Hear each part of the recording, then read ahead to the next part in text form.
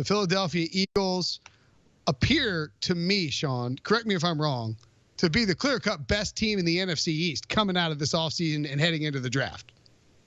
Yeah, I think it was. Look, I think the rest of the division had shaky at best offseason, so I think that elevates the Eagles as the team that did have the best offseason by far, even though they did lose a couple of pieces. But I think most of us can agree entering this offseason, their biggest need was probably their secondary.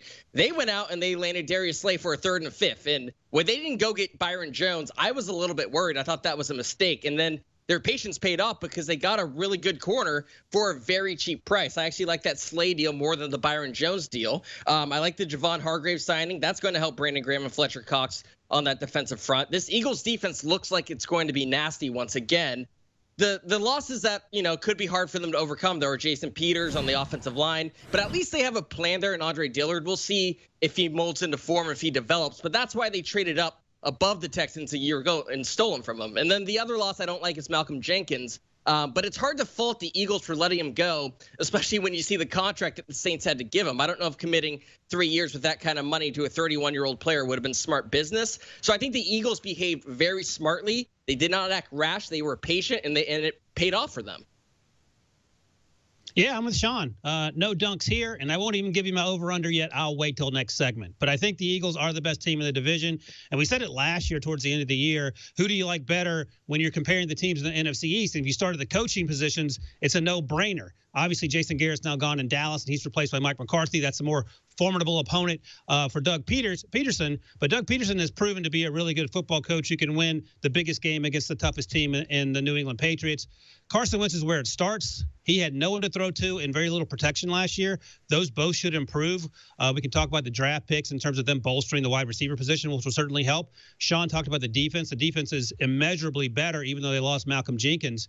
But in terms of the pass catchers, look, Greg Ward played out of his mind. No one knew who Greg Ward was outside of his family until like mid-December. So props to him. Deshaun Jackson's coming back. Zach Ertz will be there. Dallas Goedert is a really good tight end as well. Alshon Jeffrey needs to stay healthy and play better. All those things come together, Breach, and I like the Eagles team a lot in that division. I guess that makes me the lone voice of dissent here. Brinson opens by saying the Eagles are the best team. Correct him if he's wrong. Where you are wrong, Brinson. If the Eagles didn't pull off this Darius Slay trade, I would have given their offseason probably a C-. But because they added Slay, I'm going to move it up to about a B-. Obviously, that was a huge get. And for the compensation they got, it was practically a steal. The one thing you always worry about with the Eagles on their defense, it is their secondary. So by improving that, their defense definitely got better this offseason. But offensively, I have no idea what they're doing. Ryan, you just mentioned how important it was for Carson Wentz to have protection and have receivers to throw to. Alshon Jeffrey can't stay healthy. Deshaun Jackson can't stay healthy. They downgraded at left tackle. I don't think Andre Dillard's going to be better than Jason Peters. And not having protection for an injury-prone quarterback doesn't seem like a good way to go into the season. So I do not love what the Eagles have done outside of the Darius Slay trade. And I don't know that they're the best team in the division right now, Brinson. Well, I do know that you have been captured by Jerry Jones and had your head cut open and had a little tiny Texas robot stuffed in there. And now you're Jerry Jones's propaganda machine out here spitting facts about Joe Looney. Like, you keep talking about Joe Looney like he's a Hall of Famer, like he's going to take over the Cowboy center position seamlessly. Like, Joe Looney is fine. I have been installed as a robot from Jerry Jones. Breachbot 3000 out here saving the world. Let's start with the over-under for the Philadelphia Eagles is 9.5. That's a big number. But if you like what they've done this offseason and you don't believe in Joe Looney, maybe you could take the over, Sean. Yeah, and just for the record, Breach's reasoning for liking Joe Looney to take over for Travis Frederick is that he, quote, knows the jargon. So, I don't know. He knows words. That's why he's going to be an elite center, I guess. I like the over. That will come as no surprise. I mean, I picked this Eagles team to go to the Super Bowl last year. Look, that hasn't aged particularly well, but this was a team that was incredibly banged up on both sides of the ball, had no one in the secondary, had no wide receivers to throw to, and they won 9 games. And I think Darius Slay, to me, is probably worth at least 1 win. I don't think they've gotten worse enough, as Breach indicated. We talked about Malcolm Jenkins. Yes, that'll be a big loss, but they got better in other areas in the secondary. And they got better up front by adding Hargrave. So I think the Eagles got marginally better this offseason. I don't think it was a slam dunk. I don't disagree with Breach's grade of like a B, B-. I think that's fine. But I think you look at the division around them, there's 4 free wins in the Redskins and the Giants, and I think they can split with the Cowboys, who have had an even worse offseason by my estimation. So I will take the over. The only thing that does scare me, as Breach alluded to, is Carson Wentz staying healthy. That is always the big if in Philadelphia. Yeah, I don't understand this B- grade for the offseason. He said Breach said they needed to upgrade the secondary. They got Darius Slay. That Nickel Roby-Coleman came over on a 1-year deal. That's upgrading the secondary. We talked about Ronald Darby. They're going to be able to overcome that, just like the Saints are going to be able to overcome losing A.J. Klein. Don't worry about that, Breach. And then they got Javon Hargrave, who's one of the best interior defensive players no one's talking about. So I think it's going to be fine. The offensive line, that's a fair point. I'll give you that. But I think that Brinson is on to something. Like, he loves the Robot 3000. He called Brady Quinn Robot 3000 the other day. But I think you guys are at the same factory, because this whole Cowboys thing is getting a little weird and extremely disrespectful to Connor McGovern, who's going to be the center for the Dallas Cowboys. So I'm going over on 9.5, and they're going to beat the Cowboys twice just because you're a robot trying to infiltrate the Pick Six podcast from Dallas. You know what? The greatest irony in all of this is that I was the one who picked the Eagles to win the division last year. The only person on this podcast, the only person on the podcast who wasn't brainwashed by Jerry Jones and anybody else in the Dallas Cowboys organization. So I think we need to put that out there first before you accuse me of being a Breach bot and not a Breach Street boy, which will be my boy band after, which I've told you guys about before. But anyway, as for this over-under, I think they're going under because, of course, I do. I already told you why I didn't like their offseason.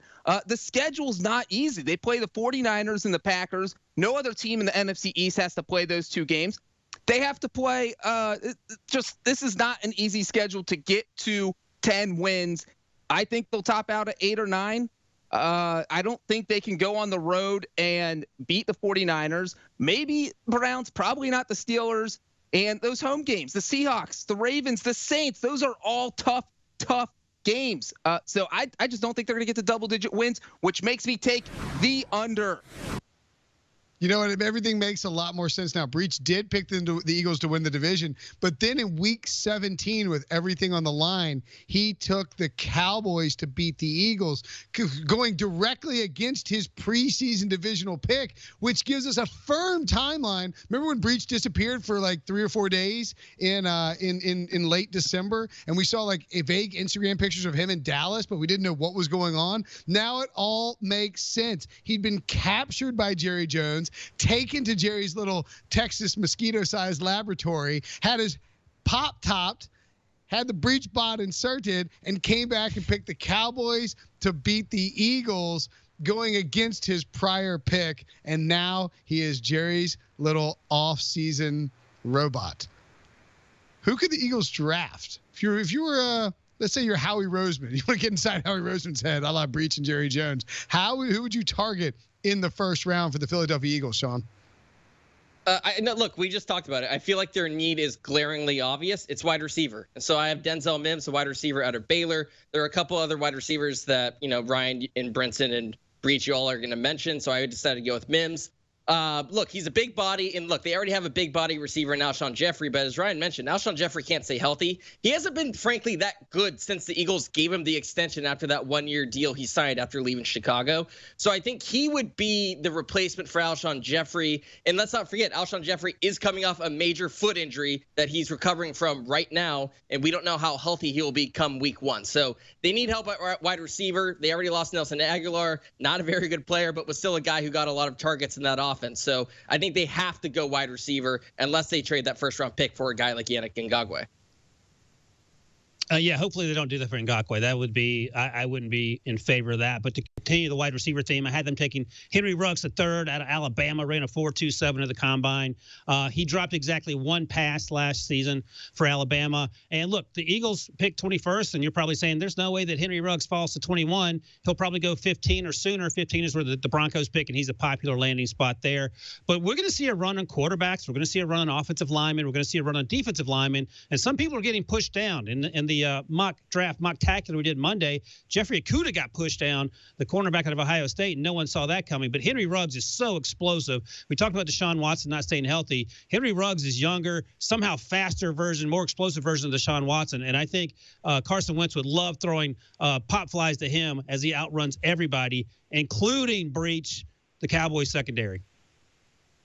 Well, you know what? I'm not even going to take the bait there, Ryan, because I'm actually on the same page as you and Sean and probably Brinson with what the Eagles should do with this draft pick. Look, you look at their offense, and Philadelphia's two best receivers last year were guys who couldn't stay healthy in Alshon Jeffrey and Deshaun Jackson. You just can't have that.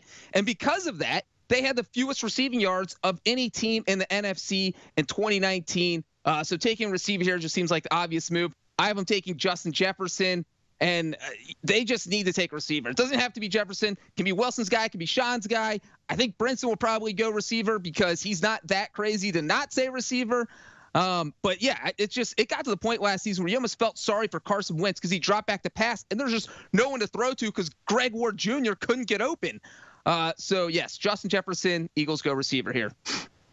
I want to know at what point after Breach said Deshaun Jackson that Ryan realized he said Deshaun Watson, because I feel like you could see it in his face. He was like, this panic suddenly flooded over him a little bit. He's like, did I say Watson? Did I say Watson? Maybe not. Either way, I got you. I'm with you. I have Justin Jefferson and Henry Ruggs, the two guys that I listed here. I think Ruggs would be great if he falls that far. That he would be a perfect replacement for Deshaun Jackson in that he's an explosive downfield guy, and you can use him in that role. There are a lot of people that you hear, Prisco, I think maybe Lock and Four mentioned it on our mock draft show, and Wilson, you're very high on Ruggs too. You've seen him high in your mocks. Like, a lot of people think he could be the first wide receiver off the board before even Jerry Jeudy and CeeDee Lamb. So unlikely he makes it to the Eagles, I would think. But if he does, good fit. If not, Justin Jefferson certainly works. It felt like last year at Greg Ward's in there, former Houston quarterback. It felt like Carson Palmer, they would complete a pass, and it was like somebody a Madden simulator created and spit out like John Smith III or something like that. It was crazy, the guys they were throwing to. So I would expect them to get better in the draft at wide receiver. We know that the wide receivers for the Bears, who will Nick Foles be throwing to, or who will a recently extended Mitchell Trubisky be throwing to? Maybe we'll tell you after the break here on the Pick Six podcast show on CBS Sports HQ. Do you want a sports network that delivers everything that matters about the game? The highlights, the picks, the instant analysis, no yelling, no fake debates, no politics. Hit the subscribe button and never miss a moment.